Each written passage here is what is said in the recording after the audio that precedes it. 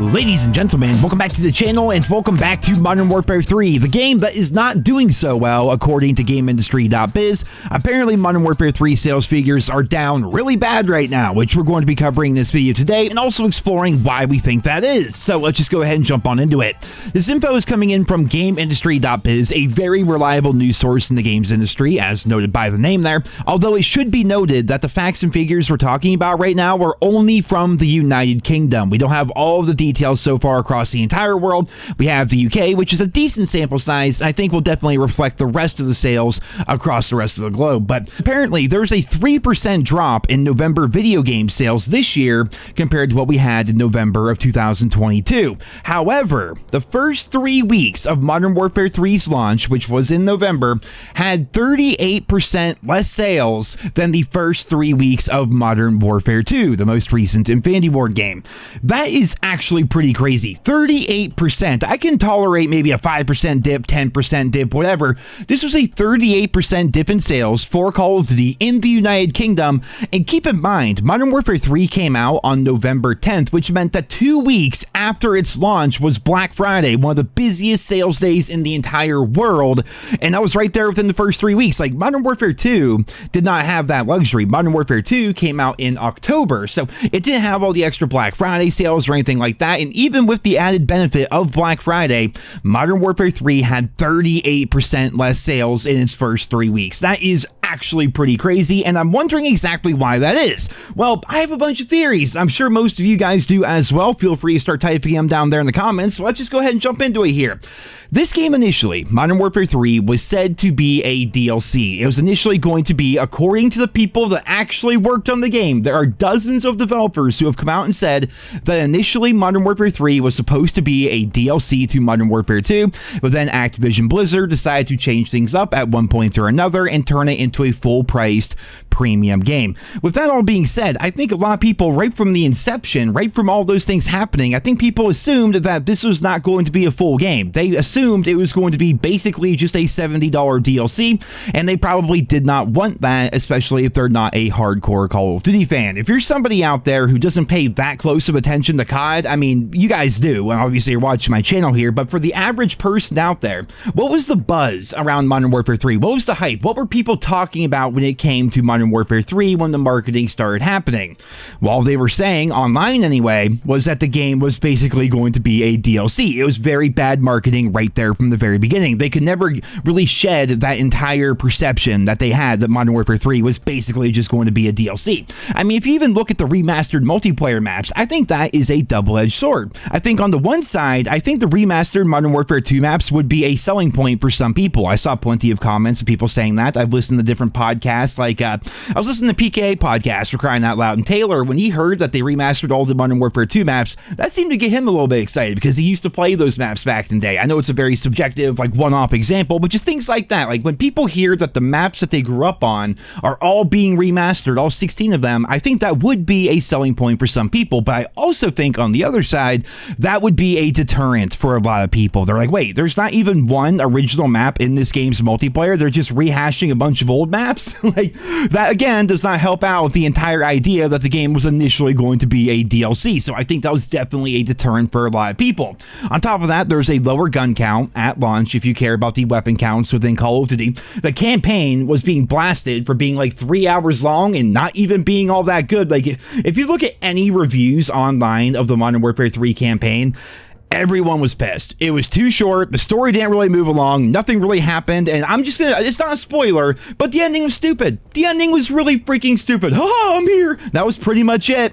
And nothing of real consequence happened except for a couple of things, I guess. But again, no spoilers here. Like, the campaign was stupid. It was not good. It felt rushed because it was rushed because Modern Warfare 3 reportedly was thrown together in 16 months. It was not a good campaign. And I'm sure when the reviews started coming out and the first thing people are talking about, if you're an average video game fan, if you see all the reviews are bad, you see that the multiplayer is basically a DLC, and then you see that zombies is basically a war zone. I mean, again, if you're not really looking into the minutia or looking into the details, you're just getting the broad strokes, you're getting the headlines out there.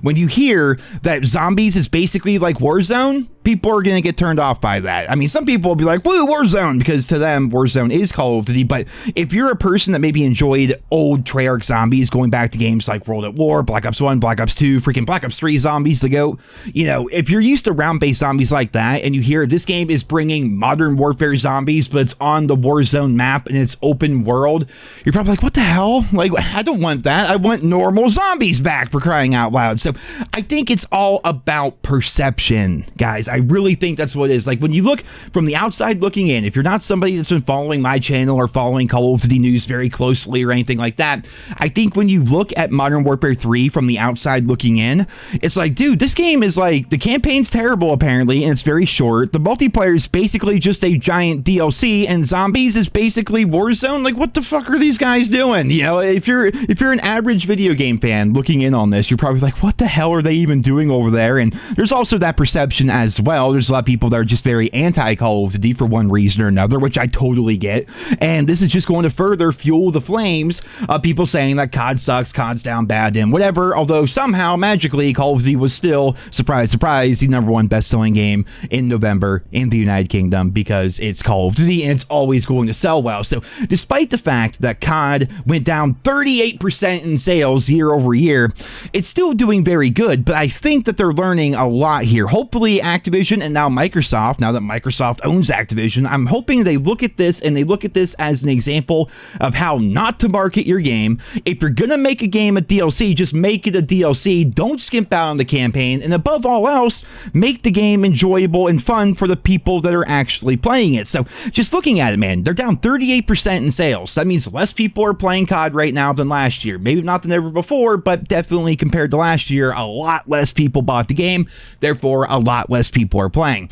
For those of us who did get the game, and those of us who are playing the game, we're dealing with skill-based matchmaking, we're dealing with packet bursts, we're dealing with everybody crashing in zombies and losing all their shit. We dealt with a horrible campaign, which was not good at all. Probably the worst campaign, in my opinion, since Ghost. I mean, Ghost was cool, but it left you with such a bad taste in your mouth, and then they never gave us a sequel, and it kind of felt ripped off. It's like watching a really good movie and then having a tragic ending, and you're like, well, hopefully we can, like, do something. And it's like, nah, fuck you. Terrible ending. Deal with it. It's like, okay, well, you know, I really think Modern Warfare 3's campaign was bad. So, you know, for those of us who did get the game, for those of us who are grinding the game, for those of us who are posting videos, making content and whatnot, you know, you think that they would try to appease those players even more, to try to really shift the narrative of Modern Warfare 3, because again, it's all about perception. The narrative behind this entire game is negative. I mean, I can just say straight up, like, I know views are down on my channel. People don't give a shit about Modern Warfare 3 right now, and the game just came out a month ago. You know, views are down across the board for pretty much every COD content creator, which is really disheartening. Warzone just came out, so that's gonna give some people a boost for sure, but when it comes to normal multiplayer and people that play zombies and stuff like that, I mean, everything's down right now. So if I'm Sledgehammer, if I'm Activision, if I'm Microsoft, I am finding ways to right the ship right now, because the initial sales are bad. They have the Christmas sales coming up. I mean, maybe some people haven't bought it for Christmas yet, but dude, Christmas is freaking 2 weeks away at this point. That's pretty nuts. So they need to figure out something with the game to make it more fun, more engaging, have more people enjoy it, and then flip the narrative so that the second half of the game's life cycle can have a lot more sales and maybe a bit of a revival, because right now, the launch of Modern Warfare 3 has been pretty terrible from a sales perspective, as well as packet bursts and skill-based matchmaking and all that other nonsense. So yeah, they have a long road ahead of them, and I'm interested to see exactly where that road is going to take us all as Call of Duty fans. But ladies and gentlemen, that is all for this video here today. I hope you enjoyed it. Leave your thoughts and feedback down there in the comments. Why do you think Modern Warfare 3 is down 38% in sales? Pretty freaking nuts, man. 38. Can you imagine, like, losing 38% of anything? Like, that's huge. Like, oh yeah, we're just going to take 38% of your paychecks. Like, what? Jesus Christ. You know, anything. You lose 38% of anything. That is a ton. Imagine a franchise as big as Call of Duty. They're losing a lot of money right there, which means they're probably going to start pumping out bundles, which we will be talking about because they're already doing that. And they may do some other things to the game as well, because we're going to have to see. Guys, hope you enjoyed it. Thank you so much for listening, and I hope you guys all have a wonderful day.